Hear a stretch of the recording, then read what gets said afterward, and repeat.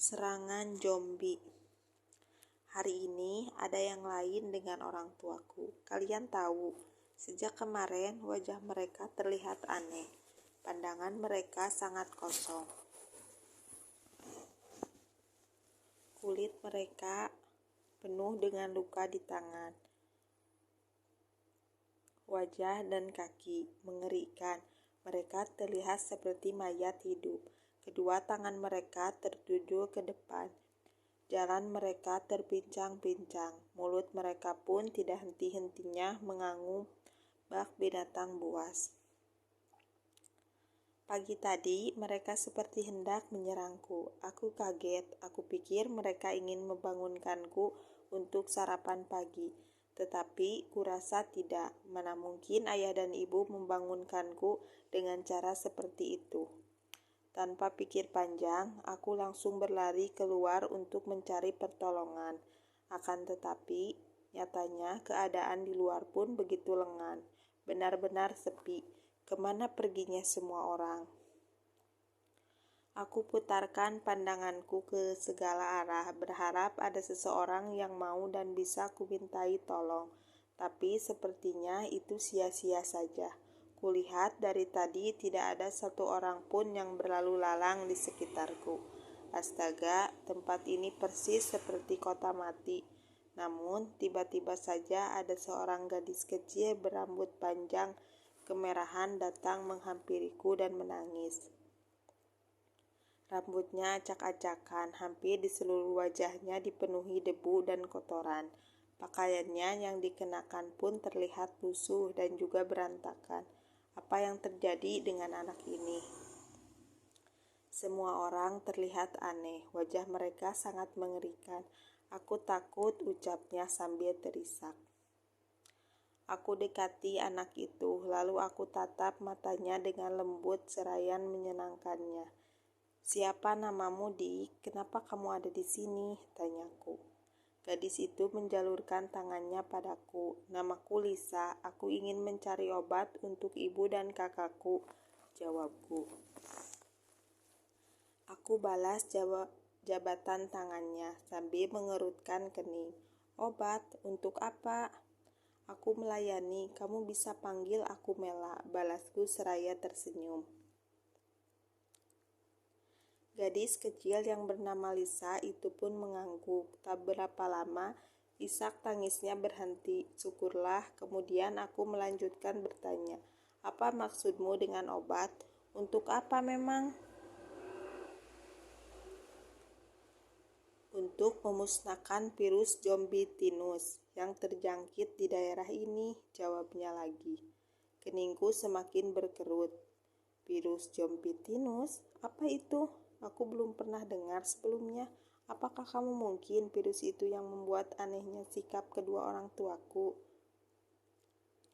Kini Lisa terlihat gelisah. Tidak ada lagi air mata yang mengalir di pipinya, tapi matanya terus saja berpandangan ke segala arah. "Ayo Mel, kita harus cepat mendapatkan obat itu, sebelum nanti semuanya terlambat," desaknya dengan panik.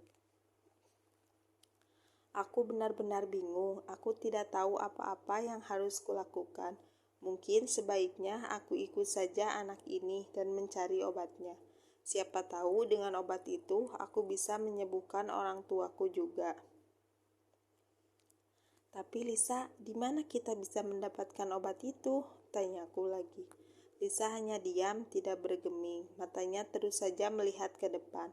Kulihat kedua alisnya saling bertautan. Sepertinya dia sedang memikirkan sesuatu.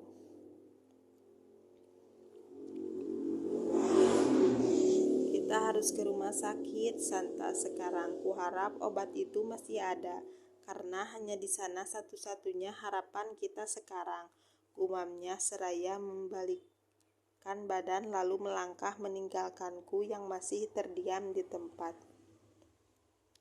"Rumah sakit? Santa, itu kan rumah sakit khusus penderita necrosis. Jangan bilang obat itu ada di sana." "Ayo Mel, cepat. Tunggu apa lagi? Waktu kita tidak banyak," teriak Lisa lagi dengan panik. Lalu ditariknya dengan kiriku dengan kencang. Ya Tuhan, aku harap situasinya tidak menjadi lebih buruk lagi dari ini ya. Semoga saja. Dan akhirnya disinilah kami, di sebuah ruangan kecil di rumah sakit. Kurasa ini adalah ruangan operasi, karena dari tadi aku melihat banyak sekali peralatan operasi di meja. Keadaan di sini pun juga sama seperti tadi, benar-benar lengan. Sedari tadi kami tidak melihat satu orang pun. Aku jadi heran, kemana sih perginya orang-orang? Tidak mungkin kan mereka semua menghilang tanpa sebab? Apa jangan-jangan rumah sakit ini memang berhantu? Memikirkan saja bulu kuduku sudah merinding. Lisa yang kini berada di pojok ruangan itu pun masih sibuk menggasak benda apa saja yang dia temui di situ. Matanya mengerjap gelisah.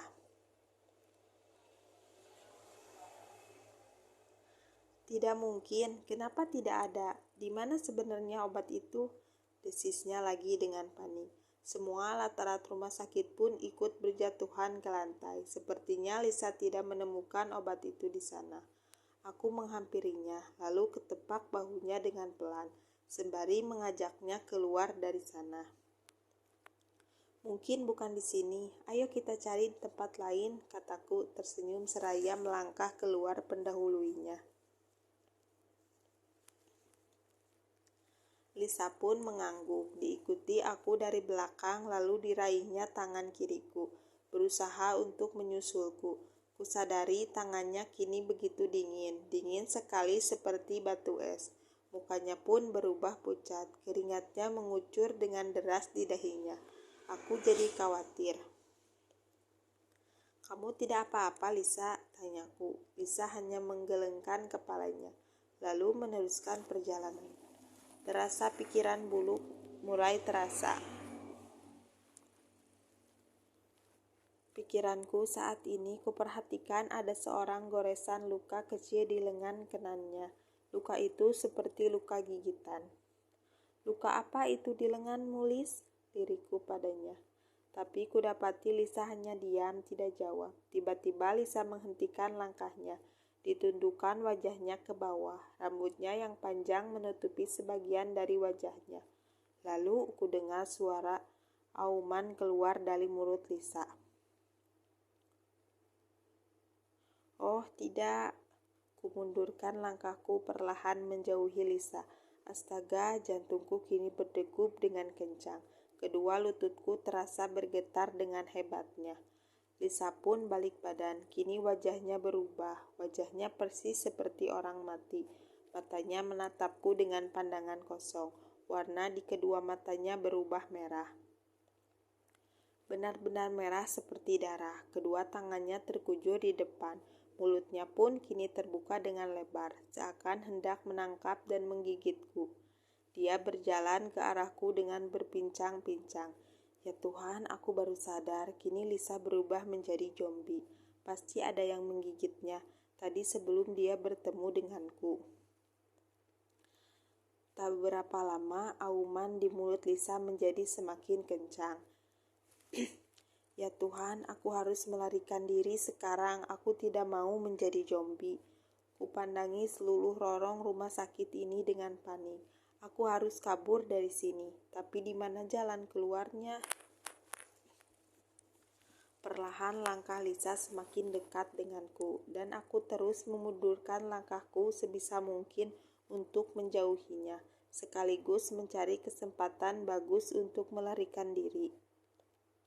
Tapi sial, aku terperangkap, aku tidak bisa mundur dari serangan. Di belakangku berdiri sebuah tembok besar.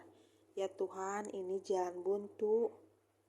Aku semakin panik, napasku tercekak, keringatku mengalir dengan deras di wajah dan leherku. Kini Lisa sudah berada tepat di hadapanku, tangannya terus berusaha menggapai tubuhku. Tapi sebelum itu, aku berhasil mendorongnya hingga terjatuh. Yes, aku berhasil. Sekarang waktuku untuk melarikan diri. Terima kasih Tuhan. Kutinggalkan Lisa yang kini berusaha bangun untuk mengejarku. Kesempatan ini tidak akan aku sia-siakan. Aku langsung berlari kencang ke depan seraya mencari jalan keluar.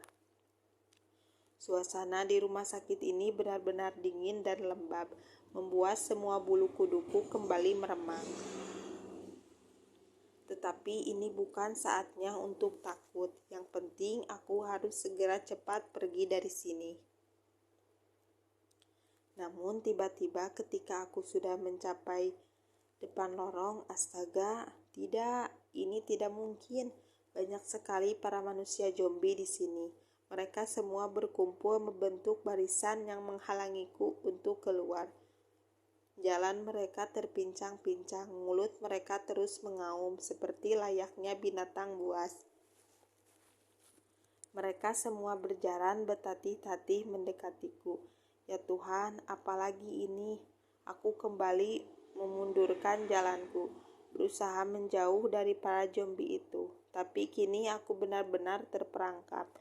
Ketika aku terus memundurkan jalanku, di belakangku sudah berdiri Lisa yang juga terus berusaha untuk menggigitku. Oh tidak, aku dikepung para zombie. Siapa saja, tolong aku.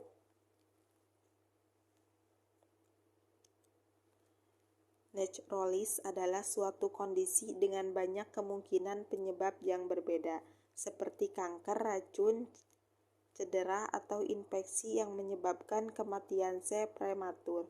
Penyakit ini membuat penderitanya menjadi seperti mayat hidup, karena secara teknis sebagian tubuhnya telah mati, kecuali otak, jantung, dan seluruh organ vital.